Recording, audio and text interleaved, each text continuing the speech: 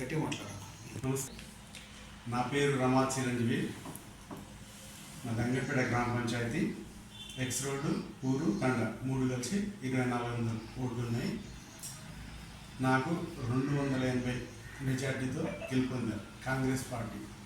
నీనావత్ బాలనాయక్ గారి ఆయన చొరవతో, ఆయన సహకారంతో గెలుపొందాను. సర్పంచ్ గారు, ఈ గ్రామ పంచాయతీలో 224 ఓట్లు ఉన్నాయన్నారు కదా, వాళ్ళకు మౌలిక సదుపాయాలు ఏ విధంగా కల్పిస్తుంది? వాళ్ళకు పారిశుద్ధ కార్యక్రమాలు, నీరు మరియు లైటింగ్,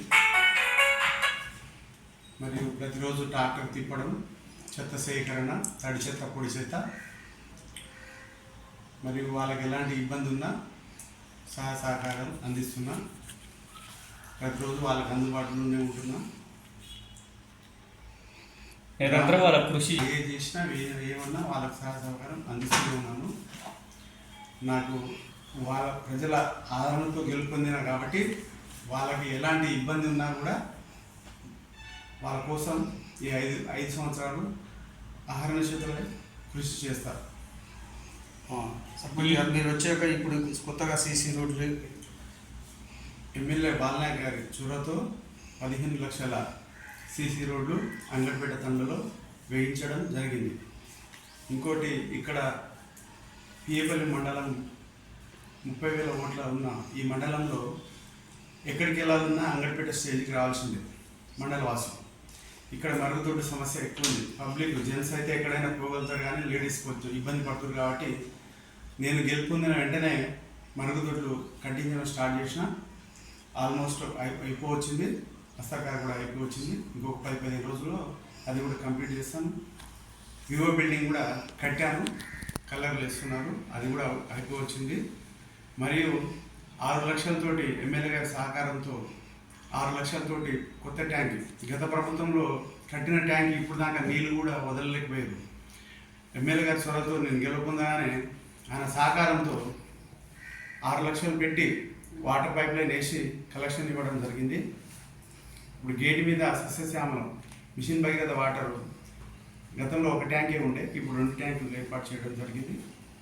వాళ్ళకు వాటర్ కూడా సదుపాయం కల్పిస్తున్నాను. ప్రతిరోజు ట్రాక్టర్ తిరుగుతూనే ఉంటుంది. గేట్ మీద చెత్త సేకరణ, తడి చెత్త, పొడి చెత్త జరుగుతూనే ఉంది. వాళ్ళకి ఏ ఇబ్బంది ఉన్నా అందుబాటులో ఉండి చేస్తూనే ఉన్నాను. సర్పంచ్ గారు, సార్, ఇప్పుడు గ్రామ పంచాయతీకి ఇందిరం ఇల్లు ఎన్ని మందిలు? మాకు ఇందిరం ఇల్లు ఈ గ్రామ పంచాయతీలో నాకు 30 ఇందిరం ఇల్లు మంచిగా. అప్పుడు ఉమ్మడి గ్రామ పంచాయతీ ఉండే, అందులో 12 పోతిరెడ్డిపల్లికి పోయినాయి. ఇచ్చేసి కన్వై మా దగ్గర ఉండే. కొంతమంది సోమదలకి కట్టుకోలేకపోయారు. వాళ్ళని కట్టుకోలేని వాళ్ళు రిటర్న్ రాసిచ్చారు. వాళ్ళది కూడా లిస్ట్ మళ్ళీ వచ్చింది, ఆల్రెడీ పెట్టాము. దగ్గర నేను 10 ఇందిరం ఇల్లు ఓపెన్ చేయడం జరిగింది. గృహప్రవేశం చేయడం జరిగింది. ఇక్కడ ఎమ్మెల్యే గారి ఆలోచన ఏంటంటే పూరి గుడిసె లేని ఇల్లు చూడాలని ప్రభుత్వం ఆలోచన. మా ఎమ్మెల్యే గారు కూడా ఆలోచన అదే. ఎంతకైనా తెగిస్తాం, కానీ పూరి గుడిసె ఉన్న ఇల్లు ఉండకూడదనే నిర్దేశంతో ఈ కార్యక్రమాలు చేపడుతున్నారు. ఇప్పుడు 2వ విడత కూడా ఇవ్వడానికి ముందుకు వచ్చారు. మొన్ననే మీటింగ్ కూడా డిపార్ట్మెంట్ వాళ్ళతో కూడా పెట్టారు. అది కూడా పూర్తి స్థాయిలో చేస్తారని ఖచ్చితంగా మా ఎమ్మెల్యే గారి మీద నమ్మకం ఉంది. ఖచ్చితంగా చేస్తారు. 2వ విడతకి ఎంతమంది అర్హులు ఉన్నారు? అర్హులు వచ్చేసి ఒక 30 మంది ఉన్నారు. మరి ఒకటేసారి రావద్దు, కావున మేము సార్ తోటి కూడా అడిగినాం. కంపల్సరీ మీరు చెప్పిన విధంగా ఖచ్చితంగా చేస్తా. నాకు మాత్రం పూడి గుడిసె ఉన్న ఇల్లు కనిపించకూడదనే ఉద్దేశంతో సిమెంట్ రేకులు, పూడి గుడిసె ఉన్న ఇల్లు అయితే కనిపించకూడదు. ఇందిరమ్మ రాజ్యంలోనే, ఈ కాంగ్రెస్ ప్రభుత్వంలోనే ఈ ఇందిరమ్మ ఇల్లు అనేది, గత ప్రభుత్వంలో ఎవరు ఇల్లు కడతామని చెప్పేసి డబల్ బెడ్రూమ్ అన్నారు, 5 లక్షలు అన్నారు, 3 లక్షలు ఇవన్నీ తూతూ మంత్రంగా సాగింది. కానీ ఇప్పుడు నేను ప్రత్యక్షంగా చూస్తున్నాను. నేను గెలవడానికి కారణం కూడా ఈ కాంగ్రెస్ ప్రభుత్వమే. ఎందుకంటే గత ప్రభుత్వంలో కూడా టీఆర్ఎస్ ప్రభుత్వంలో ఏ పనులు చేయలేకపోయారు. కాంగ్రెస్ ప్రభుత్వం రాగానే అన్ని పనులు సాగుతున్నాయి. అన్ని పనులు పూర్తి చేస్తున్నారు. చొరవతో, ఆయన సహకారాలతో అన్ని పనులు ముందుకెళ్తున్నాయి. సార్ చెప్పిన ఏమైనా సమస్య ఉంటే సార్ దృష్టికి తీసుకుపోగానే స్పందించి ఎమ్మటే చేపిస్తున్నారు. బాలనాయక్ అంటేనే ప్రజల కార్యకర్తల మనిషి. ఒక ఎంపీడీఓ, ఒక ఎంపీపీ, ఒక జెడ్పీటీసీ కాదు, ఆయనకు సామాన్య కార్యకర్తలు ఫోన్ చేసినా వాళ్ళకి రెస్పాండ్ అయ్యే మనిషి బాలనాయక్. ఆయన బ్రాండ్ అది. సామాన్య కార్యకర్త నుంచి ఎదిగిండు కాబట్టి, సామాన్య కార్యకర్త కాబట్టి ఇలా ఆయన పేరు చిరస్మరణంగా నిలిచిపోతుంది ఈ నియోజకవర్గంలో. మంత్రి పదవి రావాలని కూడా మేము సౌకర్యం కల్పించడం జరిగింది. ఇప్పుడు మాకు సన్నవడ్లు కొనుగోలు జరిగింది. ఒడ్లు అంత గతంలో కన్నా ఒక 60% ఒడ్లు ఎక్కువ రావడం వల్ల కూడా ప్రభుత్వం ఒక గింజ లేకుండా కొనడం జరిగింది.